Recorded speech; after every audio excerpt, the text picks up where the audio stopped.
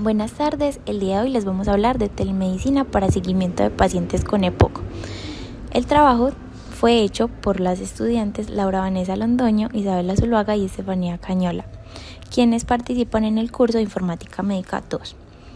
Para empezar, vamos a hablarles de telemedicina, que se define como la prestación de servicios a partir de tecnologías que le permitan al paciente recibir una consulta médica, controles, educación en salud, entre otros servicios, desde cualquier lugar, siempre y cuando éste cuente con conexión a Internet y un dispositivo móvil. Ahora hablamos sobre la definición de EPOC. Hace referencia a un estrechamiento persistente de las vías respiratorias causada por enfisema, bronquitis obstructiva crónica o ambas. Puede causar tos que produce grandes cantidades de moco, problemas respiratorios, dificultad para respirar, opresión en el pecho y otros síntomas. Dado que es una enfermedad progresiva, sus síntomas a menudo surgen lentamente, pero empeoran con el tiempo y pueden limitar su capacidad para realizar actividades del día a día. Bueno, ahora vamos a hablar acerca de los tipos de EPOC, en este caso enfisema y bronquitis crónica. El enfisema es una enfermedad respiratoria crónica caracterizada por la destrucción progresiva de los alvéolos pulmonares, generando un agrandamiento anormal de los espacios aéreos y pérdida de elasticidad pulmonar.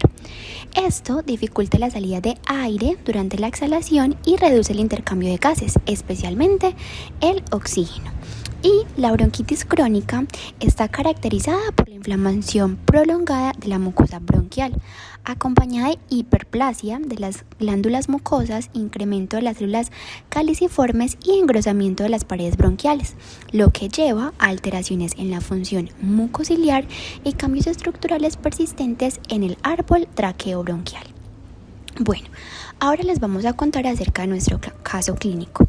La identificación, tenemos que nuestra paciente se llama Lina María Vélez, tiene 74 años, es natural de Chocó, reside actualmente en la ciudad de Medellín, es católica, su grupo sanguíneo es A positivo, es bachiller, es ama de casa, tiene 2 hijos y ella es completamente independiente para las actividades de la vida diaria.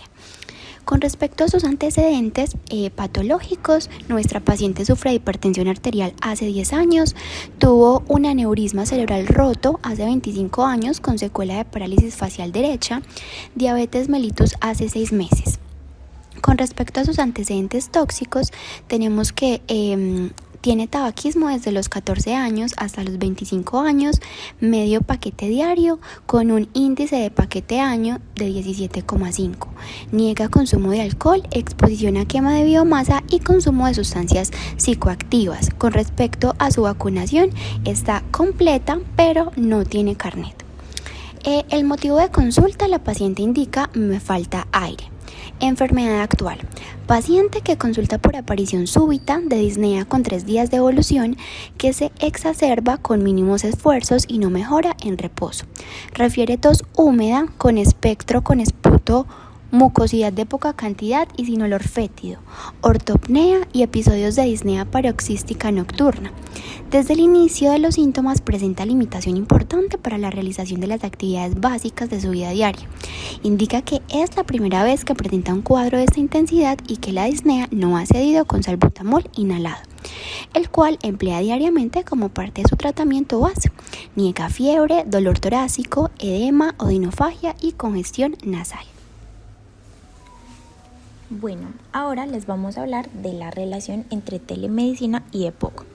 Esta relación permite llevar un seguimiento de los pacientes, favoreciendo la detección temprana de complicaciones, el control de la enfermedad y la adherencia al tratamiento. Además, va a posibilitar la rehabilitación pulmonar a distancia, mínimas hospitalizaciones y mejora la calidad de vida, principalmente en pacientes con movilidad reducida o que se encuentran alejados de la cabecera municipal. Bueno, para la identificación del problema tenemos una dificultad para acceder a los servicios de salud de manera presencial, regular u oportuna durante los periodos de exacerbación respiratorios, lo cual pone en riesgo la vida de los pacientes, evitando futuras complicaciones y una adecuada adherencia. Bueno, ahora para la pregunta pico, empleamos la siguiente estrategia para desarrollar la pregunta. que es la siguiente. La implementación de telemedicina como estrategia de seguimiento, dada la dificultad para acceder al recurso de control habitual, favorece una mejor adherencia al tratamiento y disminuye complicaciones de salud. En este caso tuvimos en cuenta la población, la intervención, la comparación y los resultados. Bueno, ahora para la metodología de búsqueda de nuestro artículo, en primer lugar utilizamos los términos de enfermedad obstructiva crónica y telemedicina. Luego tuvimos en cuenta que teniendo en cuenta estos términos nos dirigimos a la base de datos de PubMed y nos centramos en nuestra ecuación de búsqueda teniendo en cuenta aquellos operadores booleanos y términos major. Tuvimos como criterios de inclusión una fecha aproximada Pusimos como fecha aproximada desde el año 2018 a ahorita 2025 y que el texto tuviera una disponibilidad de descargarse de forma gratuita, que el tipo de artículo fuera un artículo de revisión que en este caso pertenece a la revista Thanatos. Bueno, cuando elegimos el artículo nos dimos cuenta que este era un texto de revisión sistemática publicado en la revista Thanatos en 2021 que examina los servicios de telemedicina y su impacto en la adherencia al tratamiento en pacientes con enfermedad pulmonar obstructiva crónica. Los autores realizaron una búsqueda en bases de datos clave para poder identificar aquellos estudios pertinentes con el objetivo de determinar si la telemedicina mejoraba la adherencia o el propio tratamiento de las personas. El objetivo de la revisión sistemática es muy específico y se abordan varias partes de los extractos proporcionados del artículo. El objetivo principal de esta revisión fue determinar el efecto de los servicios de la telemedicina en la adherencia de los pacientes con enfermedad obstructiva crónica.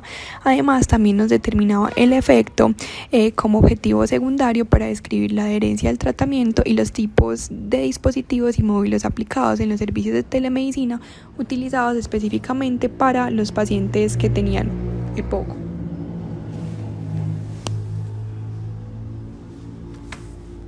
Como segundo ítem, la metodología utilizada en el artículo de la revisión sistemática fue, primero, que se estructuró una revisión siguiendo la guía Prisma.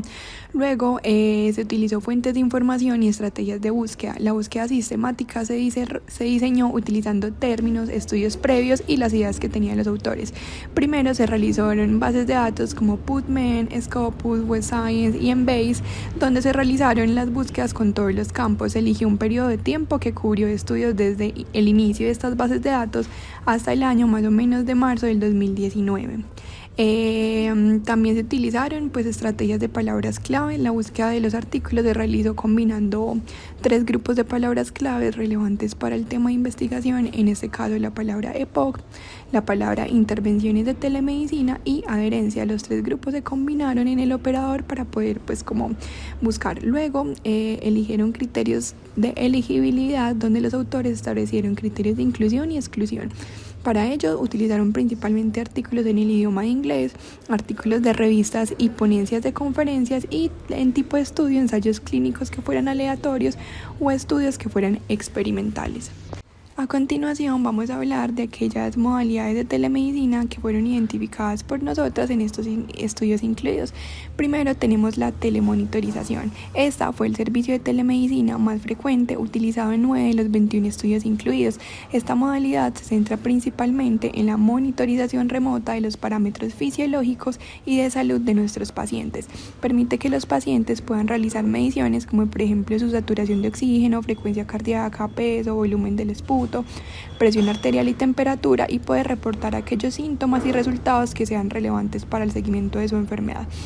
Por otro lado, tenemos la telerehabilitación, que fue la segunda modalidad más frecuente, fue utilizada en 8 estudios. Se enfoca en proporcionar programas de rehabilitación a distancia, típicamente en el entorno del hogar, como del paciente.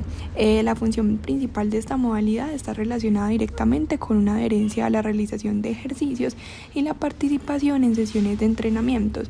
Normalmente los sistemas de telerehabilitación suelen incluir módulos relacionados con un entrenamiento de ejercicios, y en algunos casos pueden incluir videoconferencia con un personal capacitado para ello en tiempo real. Bueno, Con respecto a la discusión final, tenemos que el análisis determinó que las intervenciones de telemedicina son efectivas en la adherencia al plan de tratamiento en pacientes con EPOC. Se registró un efecto superpositivo en la adherencia a la realización de tareas, al reporte de síntomas y mediciones, al uso de dispositivos y a las sesiones de entrenamiento en la mayoría de los estudios. La adherencia se incrementa con el uso de equipos fáciles de usar, un diseño atractivo y motivacional, la flexibilidad de los planes de tratamiento y una fuente de interacción entre el paciente y el proveedor. Sin embargo, se ha observado una tendencia a que la adherencia disminuya con el tiempo, posiblemente porque las tecnologías resultan poco estimulantes. Y finalmente, la conclusión, se concluye que el uso de los servicios e intervenciones de telemedicina puede afectar el nivel de adherencia al plan de tratamiento en pacientes con EPOC, demostrando su efectividad en la adherencia. Para aumentar esa adherencia es fundamental un diseño con uso amigable, el apoyo a los profesionales de salud y el fácil acceso a ellos, así como la provisión de módulos de automanejo y mantener la motivación de los pacientes. Muchas gracias.